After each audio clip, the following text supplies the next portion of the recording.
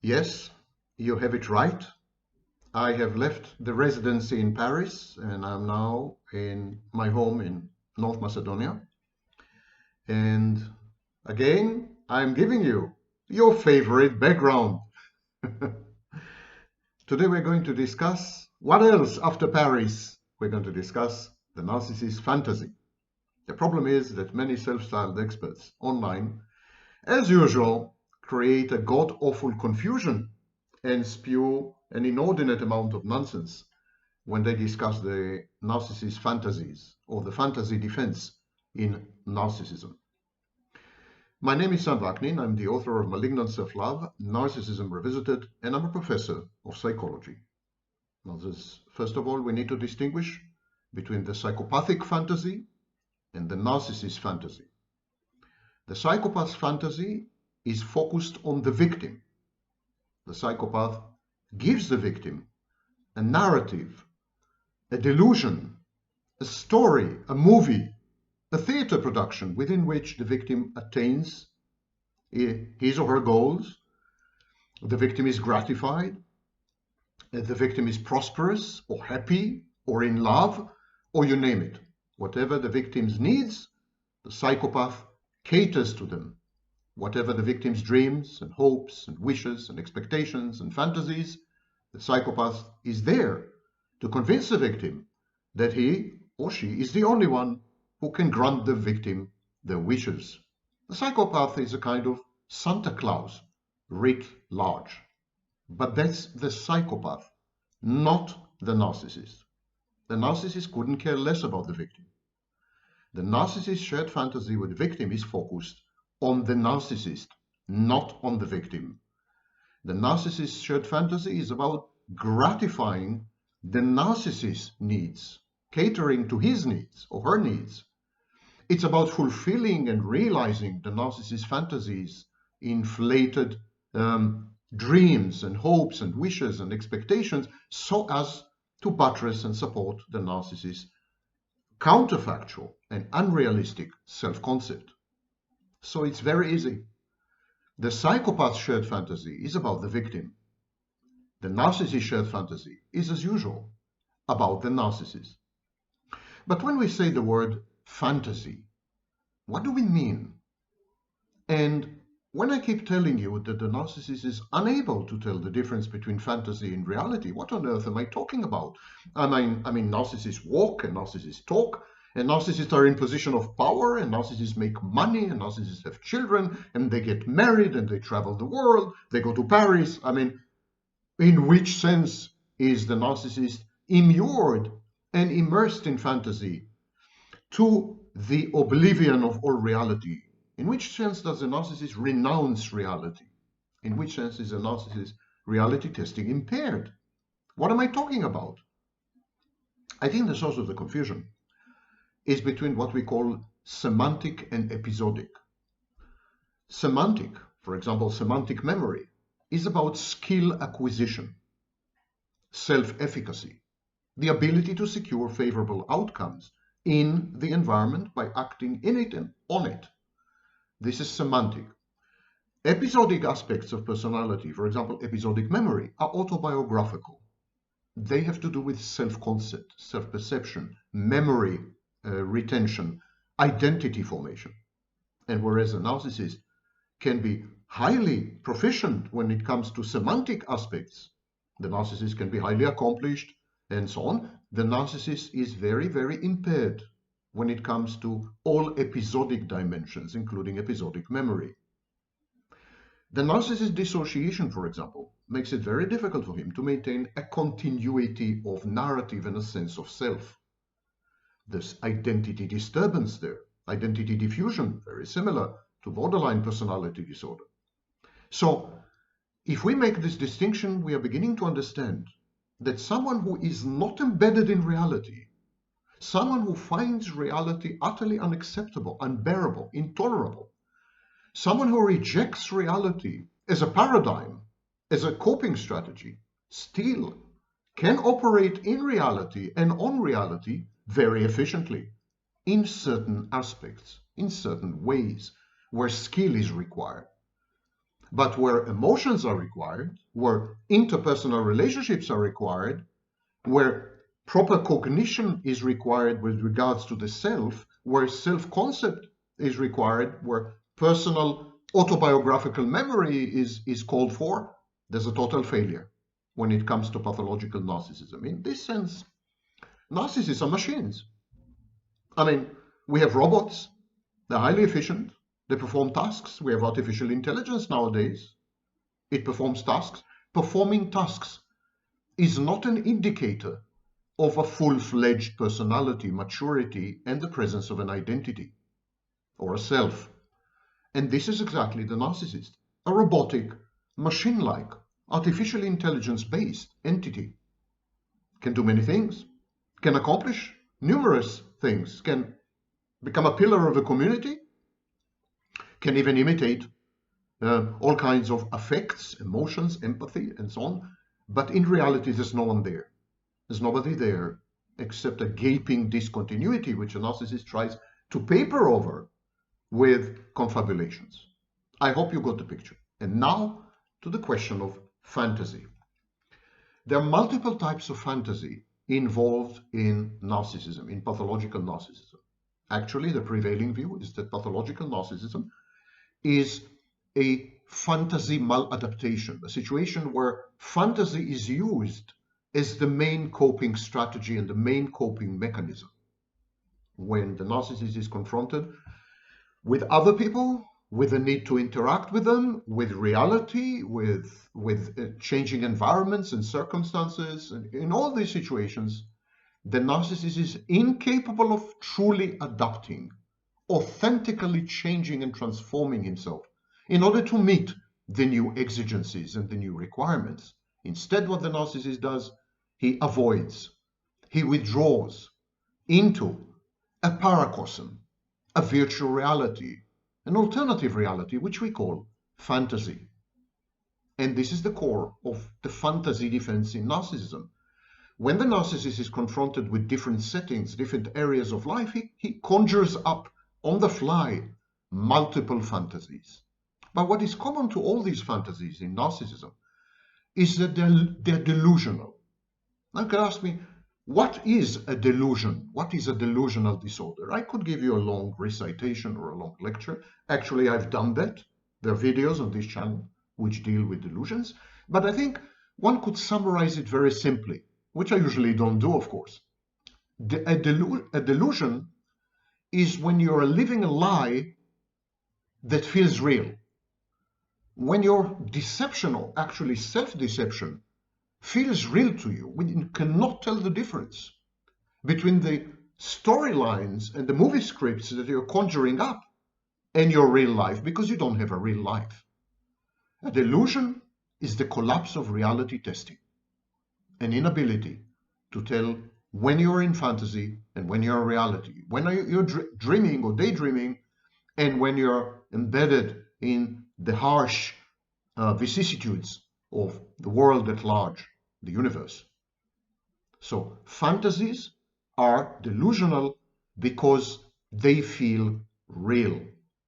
How can the narcissist be so mistaken? What is leading the narcissist astray? What is causing the narcissist, who is otherwise accomplished and skilled and a man of the world, worldly? What is causing the narcissist to fall in this trap, to mistake fantasy for reality? I think it's because fantasy is comprised of factual elements. Fantasy is not a negation of fact, not the rejection of evidence. Fantasy is not a renouncing of all aspects of reality. Fantasy is when you take facts, verifiable facts, which many people would attest to, what we call an intersubjective fact. When you take facts and you rearrange them, you reframe them, and you interpret them wrongly. So fantasies are based on facts put together in the wrong way. Facts interpreted and misunderstood, misinterpreted and misunderstood, explained in the wrong way. Fantasy, in other words, is a hermeneutic fallacy. It's not about an inability to gather information from the environment and from reality. It's about an inability to make sense of the information gathered because you keep putting things wrongly together. It's like having a huge jigsaw puzzle and continuously, repeatedly placing the wrong pieces together, attempting to make sense of the resulting surrealistic, outlandish picture. This leads to an impaired reality testing. The reality testing in pathological narcissism is so impaired that the narcissist often endangers himself or herself. The narcissist undermines his or her own efficacy, self-efficacy. Narcissists are not efficient. They're very wasteful. They rarely truly accomplish their goals. They usually alienate other people, so they are unable to interact in larger framework with teams in order to accomplish things. And that is as distinct from the psychopath, by the way. That's why there's such a huge confusion between narcissists and psychopaths. The psychopaths are efficacious. Narcissists are delusional and very often pathetic.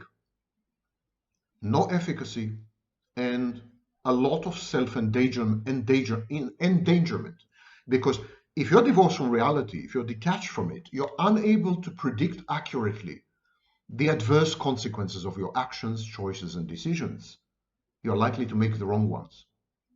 And so many narcissists, ultimately, having attempted repeatedly to extract narcissistic supply, having constantly endured narcissistic collapse, mortification, and injury, having failed all the time, many narcissists either become covert, they transition from overt narcissist to covert narcissist, or, and that is a majority of the cases, they begin to self-supply.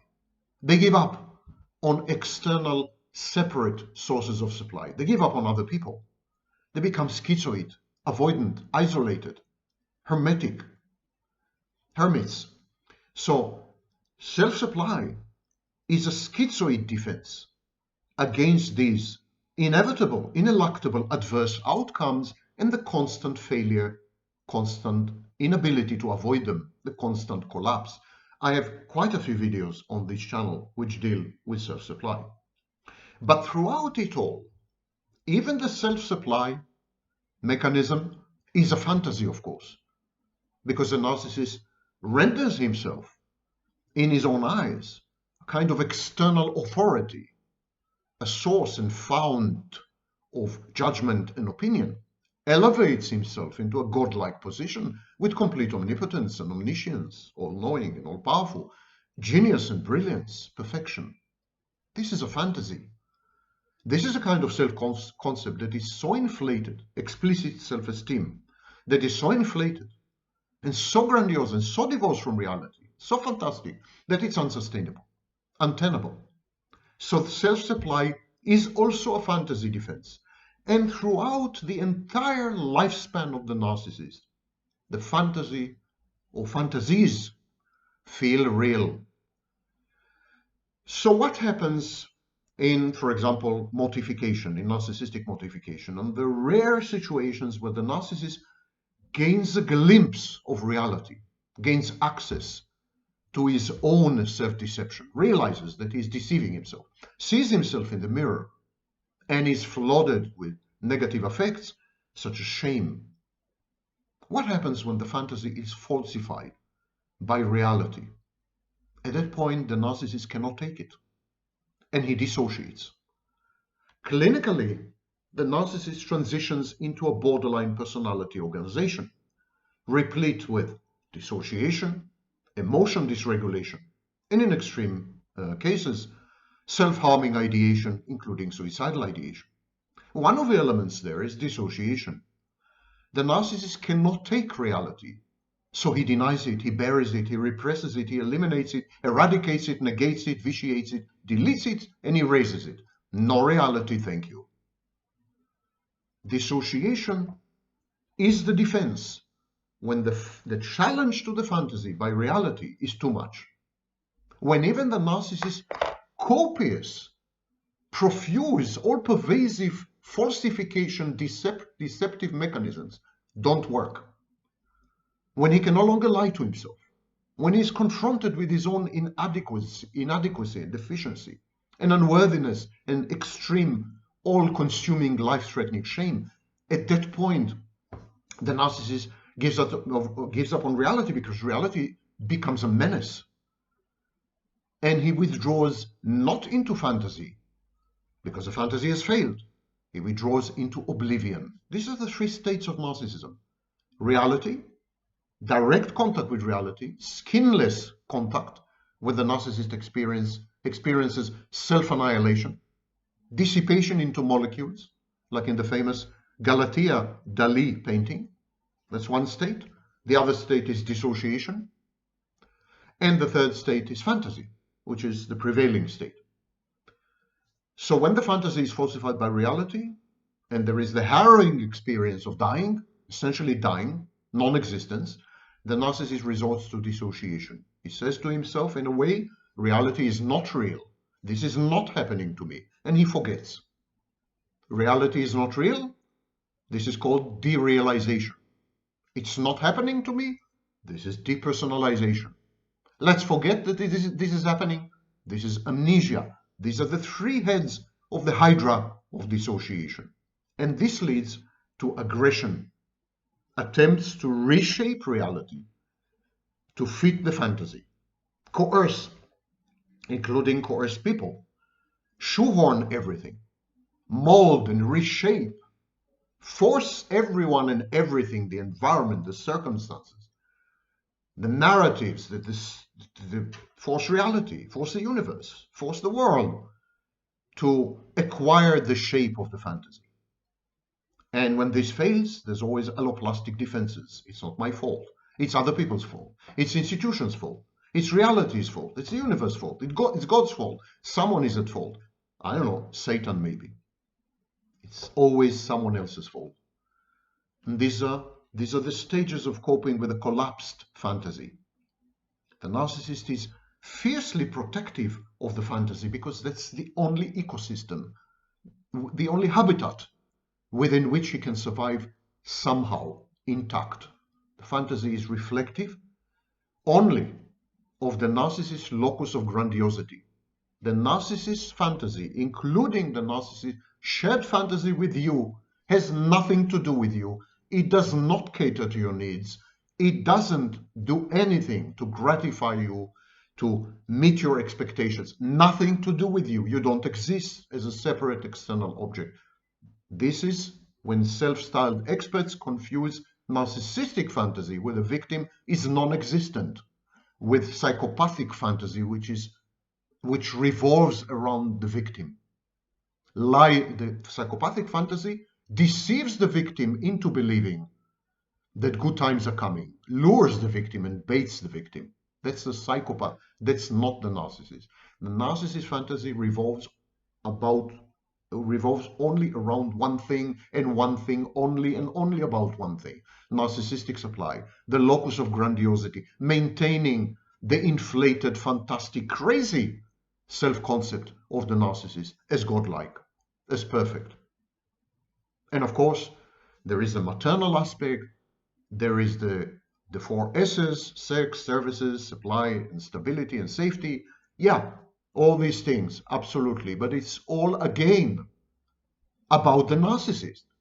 It's not about the victim. It's like the questions in the narcissist fantasy, shared fantasy, the questions are, can she be my mother and love me unconditionally? Can she supply me with sex or services or narcissistic supply or sadistic supply and safety and stability? What can she give me? What's in it for me? What can I take? Narcissists never give, not even in order to deceive the victim. They never give.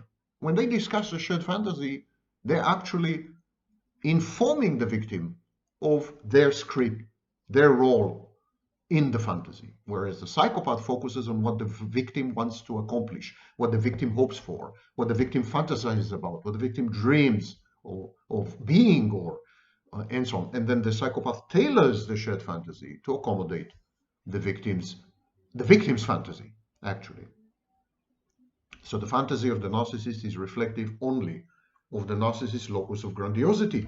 If the narcissist believes himself to be a genius, he would expect the victim to affirm and confirm that he is a genius, to structure herself as a disciple to a guru, as a student with a teacher, to cater to the narcissist's self-perception as all-knowing, to pretend to ignorance, to subdue herself, and so on. I call this collateral victimhood. Whereas in psychopathic abuse and psychopathic shared fantasy, the victim is the focus, is the center, ironically, because the victim has something the psychopath wants. In narcissism, in pathological narcissism, the victim is collateral damage. The victim is an afterthought. The victim is a side effect, a byproduct. That's why the victim is so instantly replaceable and interchangeable and fungible. The collateral victimhood parameters are made to fit the fantasy of the narcissist. The victim is molded and shape-shifted and broken, housebroken and tamed in order to cater to the narcissist's expectations and needs and dreams and hopes and wishes, and above all, the narcissist's self-perception, self-image, self-concept as godlike, as a perfect being, a perfect entity. Psychopath's fantasy or shared fantasy is goal-oriented and revolves around the victim's needs, wishes, dreams, hopes, expectations, and anxieties. Not so the narcissist's shared fantasy. But as I said, the narcissist's shared fantasy springs to action and is triggered by in the framework of interpersonal relationships. It's when the narcissist interacts with other people that the shared fantasy is activated. But there are many other types of fantasy in pathological narcissism. When the narcissist is all by himself, there is self-supply, which is a form of fantasy. When the narcissist is in a collective, a nation, a church, a club, you name it, a workplace and whatever, there's another type of fantasy. There are multiple fantasies. And the narcissist is busy maintaining, sustaining, buttressing, and proving time and again the veracity of these fantasies. They're not fantasies he keeps broadcasting, they're reality. You're wrong about reality, I'm right about reality. My fantasies are more real than your reality. And there he invests all his time and effort and energy in keeping these fantasies alive. And when he inevitably fails, and he inevitably fails because these fantasies have little to do with reality, when he inevitably fails, he withdraws, he dissociates, he self-supplies, and I say he, half of all narcissists are women, applies to them as well. I wanted to clarify these points about the narcissistic fantasies, which are very, very different to the psychopathic fantasies. And regrettably, most self-styled experts online, actually all of them, as far as I know, as usual, confuse psychopaths and narcissists and have no idea what they're talking about. Narcissists truly believe their fantasies. They're not deceiving anyone. They're not deceiving anyone. They truly believe their fantasies. And they come to the victim and they say, I have this amazing reality within which I reside. And it's not a fantasy, it's reality. And I'm inviting you to share it with me. I'm inviting you, says the narcissist, to be a figment in my fantasy, to become a participant in it. I want to induct you into my shared fantasy because it's such a wonderful world. And you will feel a lot better in this shared fantasy. And so what the narcissist is offering is a paracosm, is a movie, basically. Whereas what the psychopath is offering, I'm going to make all your dreams come true. I'm going to cater to your needs. I'm going to realize all your expectations. I'm going to help you self-actualize. The psychopath's fantasy is therapeutic, is not therapeutic. Psychopath fantasy is goal-oriented. It's pragmatic. Whereas the narcissist fantasy is therapeutic. The narcissist says, I'm going to enhance your well-being. I'm going to increase your happiness. Whereas the psychopath says, what is it that you want? I'm going to give it to you. Come join me in my Disneyland, where everything can happen and everything does, because I'm there and I run the show. I run the carnival. I run the ship of fools. Whereas a narcissist says, I have this utopia where happiness prevails. Please come and join me. in this paradise where you will never ever be expelled. The narcissistic fantasy is biblical. The psychopathic fantasy is capitalistic.